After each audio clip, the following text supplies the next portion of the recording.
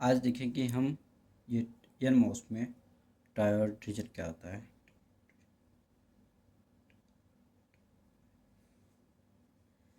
Triode region वो MOSFET की operating है जिसमें मॉसफेट एक रेजिस्टेंस की तरह काम करता है। एन मॉसफेट ट्रांजिस्टर के लिए कुछ शर्तें होती हैं जैसे ऑपरेशन इन ट्रायोड रीजन। तो कंडीशन देखेंगे क्या होती है। कंडीशन कहती है कि V voltage V D S saturation से हमेशा कम होना चाहिए, या सुनो V D less than V D S saturation. अब यहाँ देखते हैं कि वी डी एस सैचुरेशन में क्या होता है। वी डी एस सैचुरेशन में V D S minus V T. अब यहाँ पे अगर वी डी इक्वल टू हम रखते हैं वी जी, मतलब ये V D S saturation region को हम यहाँ पे पुट कर देते हैं V G S minus V T आ गया। अगर हम वी डी एस को कैलकुलेशन लेते हैं छोटा सा कि कैसे सॉल्व होगा, ये हम एक मॉसफेट बना लिए। अब मॉसफेट पॉइंट देख लें, ये गेट है, ड्रेन है और सोर्स वोल्टेज है। अब यहाँ पे जो दिया गया है ड्रेन वोल्टेज 0.6 और गेट वोल्टेज 1.5 वोल्ट और सोर्स वोल्टेज दिया है 0.5 वोल्टेज। अब इसको हम एक बार छोटा सा कैलकुलेशन कर लेते हैं कि जैसे वी जी एस है, V G S equal to हम जानते हैं V G minus V S. अगर हम बी जी रखते हैं, बी जी इक्वल टू रख दिए 1.5 माइनस 0.5 इक्वल टू 1 वोल्ट। ये वी जी एस का आ गया। अगर हम इसी तरह से बी डी एस निकालें, V D S drain to source voltage, V D S drain to source voltage. अब इसको लगेगा V zero, V D S मतलब V D minus V S. V D हमारी 0.6 है तो हमने 6 वैल्यू रख दिया और 0.5 से यस जो सोर्स है 0.5, तो माइनस कर देंगे हमारा आ जाएगा 0.1 वोल्ट। अब यहाँ सकते हैं बी डी एस इसी कंडीशन में बी जी एस से बहुत छोटा है। अगर इसमें टी और माइनस कर देते हैं तो और छोटा, ऑलरेडी छोटा होगा, इसलिए ये ट्रायोड रीजन में है। ये ट्रायोड रीजन की कंडीशन होती है। अब इसके आगे हम नेक्स्ट देखेंगे क्या होता है ड्रेन करंट को कैसे सॉल्व किया गया। ड्रेन करंट दिस रीजन में ड्रेन करंट कैसे पूरा कर रहा है, तो इसके लिए ड्रेन करंट के लिए हम क्या करेंगे। ड्रेन करंट की फार्मूला होती है जो रख दिया I D equal to U N and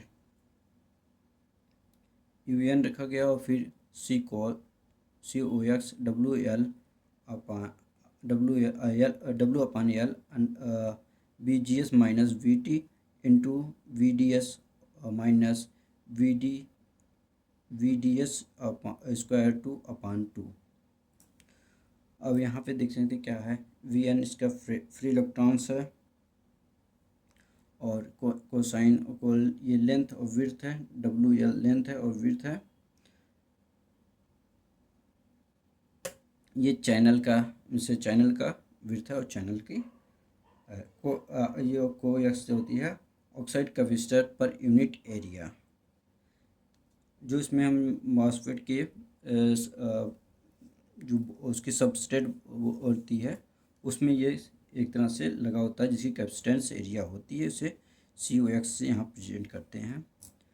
in the territory हमने देखा कि B D S is very small होने की वजह से अब इसमें क्या कर रखते हैं बी डी एस जो कि है, यहाँ देखें बी डी एस बहुत छोटा रीजन है और इसलिए बी डी एस स्क्वायर को मतलब हम नेगलेक्ट कर देंगे, मतलब इसमें नेगलेक्ट करेंगे तब आ गया हमारा region I D equal to we